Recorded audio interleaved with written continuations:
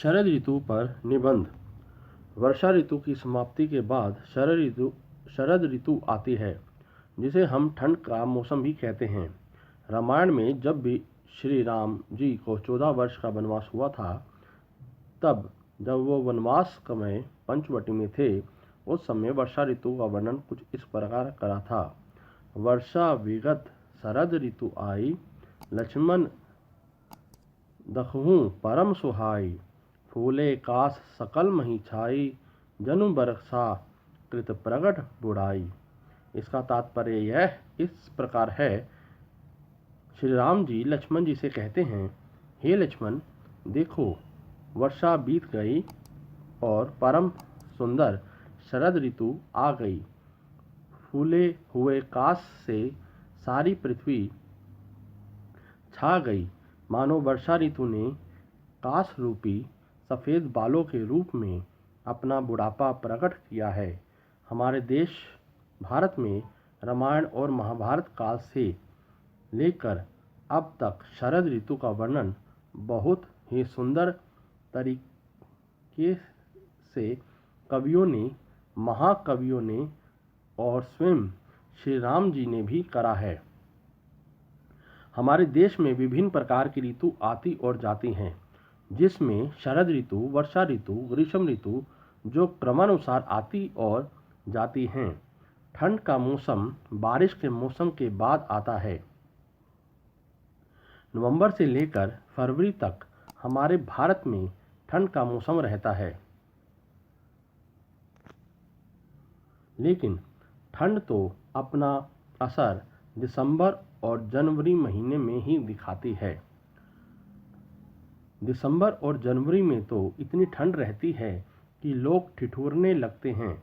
लोग ठंड से बचने के लिए वो सब चीज़ें बाहर निकाल लेते हैं जो कि उन्हें ठंड से बचाए रखती हैं, जिसे उन्होंने कहीं ना कहीं बंद करके रखा था।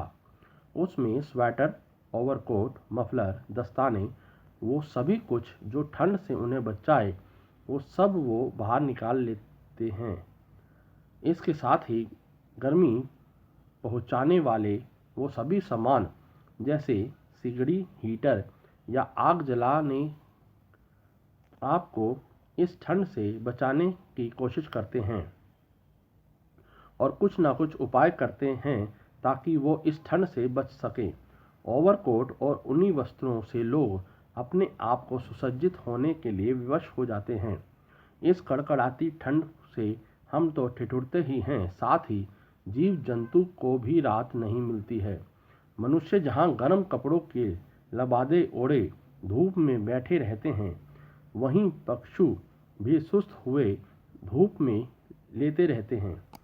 सब अपने अपने घरों में दुबक के बैठे रहते हैं। आसमान में सूर्य देव भी कम ही दिखते हैं। बड़े मध्यम हो जाते हैं।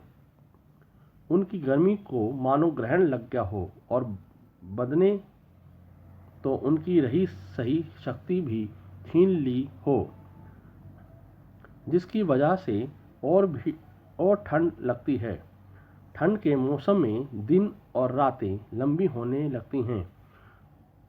सुबह जब हम प्रातःकाल में जब हम उठते हैं तो हमने देखा ही है, पत्तों पर ओस की बूंदें ऐसी दिखती हैं मानो मोती हैं, और उन मोतियों के दानों को किसी ना पत्तों पर बिखेर दिया हो।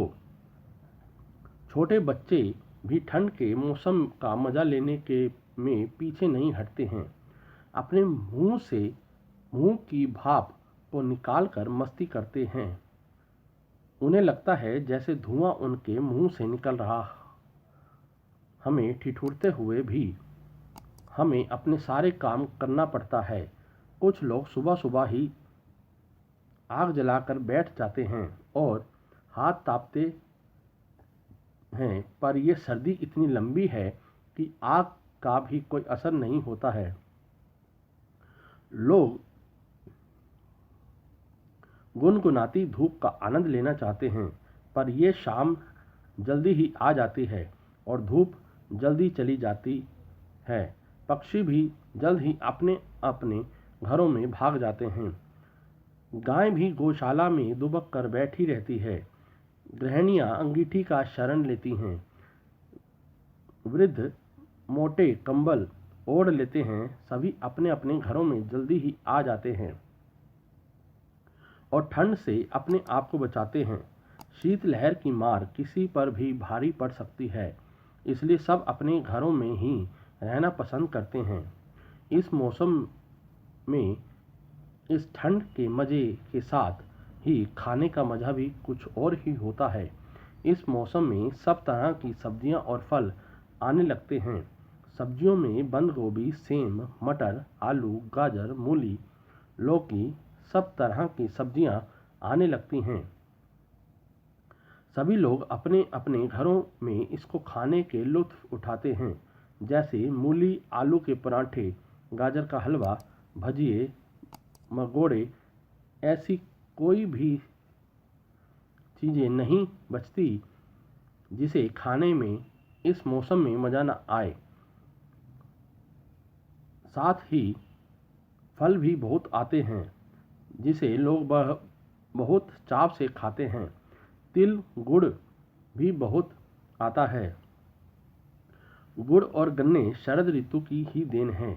इसे खाने से शरीर में गर्मी उत्पन्न होती है। आयुर्वेद में भी तिल, गर्म जल और रुई का सेवन करने की सलाह दी जाती है। इस ऋतु में अगर हम इन पदार्थों का प्रयोग करें तो हम स्वस्थ रहेंगे। इस ऋतु की सबसे महत्वपूर्ण बात कि इस मौसम में भूख ज़्यादा लगती है और जो खाया जाता है वो हजम हो जाता है। अतः इसलिए इस मौसम को शक्ति संचय का काल माना जाता है। शरद ऋतु में कीटाणुओं का प्रकोप कम ही हो जाता है। ठंड की वजह से मच्छर मर जाते हैं और मक्खियों की संख्या भी घट जाती है। इस मौसम में लोग ज़्यादातर स्वस्थ ही रहते हैं। संक्रामक बीमारियों का असर भी कम होता है। अन्य मौसम की अपेक्षा शरद ऋतु में जन समुदाय को कार्य करने में कई प्रकार की असुविधा का सामना करना पड़ता है। कुहासे के कारण आवागमन बाधित होता है। वायुयान की उड़ानें रद्द कर दी जाती हैं। वहीं ट्रेन का भी यही हाल होता है। सड़कों पर वाहनों की रफ्तार कम होने लगती है। किसान भी कुहासे और पाले से परेशान हो जाते हैं। उनकी फसलें ओले और पाले से नष्ट हो जाती हैं। पर कई मेहनती लोगों के लिए यह सर्दी के मौसम का भी कोई फर्क नहीं पड़ता। रजाई और चादर उतार कर वो सब अपने कामों में लगे रहते हैं और कड़क गर्मी की धूप से उन्हें यह ठंड भाती है और अपना काम वो बहुत ही आसानी से कर लेते हैं। गर्मी की आग उगलती धूप की अपेक्षा। और हाँ, शरद ऋतु में त्योहारों की कमी ही नहीं रहती और इन त्योहारों का हिंदू लोगों में बहुत महत्व रहता है। सबसे पहले आने वाली आती है जिसका मज़ा लोग घर से बाहर निकल कर लेते हैं। उसके बाद बिहार और झारखंड का छठ का त्यौहार आता है। उत्तर भारत में 14 जनवरी को लोहड़ी तिल संक्रांति का त्यौहार मनाते हैं। लोग बड़े दिन की छुट्टी का आनंद लेते हैं। ईसाइयों का क्रिसमस का त्यौहार मनाया जाता है। इसके साथ ही गणतंत्र दिवस, वसंत पंचमी का त्यौहार का आनंद लेते हैं और शरद ऋतु की समाप्ति हो जाती है। अगर देखा जाए तो कुछ सावधानियां बरतें तो हम ठंड से तो बचेंगे ही, साथ ही इस सुहाने मौसम का आनंद पूर्वक मज़ा भी ले सकते हैं।